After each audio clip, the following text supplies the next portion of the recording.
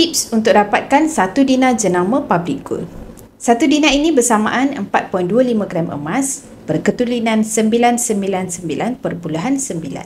Harganya hari ini sekitar RM2,000. Jadi bagaimana cara untuk tuan-puan dapatkan 1 dinar ini? Yang pertama, belian secara bayaran penuh ataupun full payment. Jadi bagi yang ada cukup duit untuk membuat belian terus, tuan-puan tidak perlu tunggu lagi. 1 dinar ini boleh dibeli melalui aplikasi ataupun website public gold dan juga di gold ATM machine. Tidak cukup bajet untuk dapatkan 1 dinar? Jangan risau, tuan-puan masih boleh membuat belian secara easy payment purchase ataupun EPP patuh syariah selama 6 ataupun 10 bulan. Selepas selesai bayaran, 1 dinar ini akan jadi milik tuan-puan.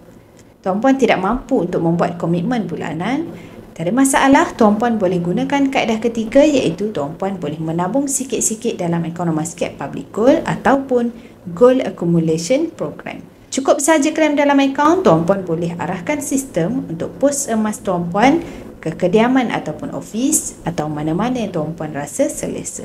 Jadi untuk bermula, tuan-puan boleh rujuk pin video saya untuk langkah mudah daftar Economas dan nanti saya akan bantu tuan-puan cara terbaik untuk dapatkan 1 dinar jenama public gold.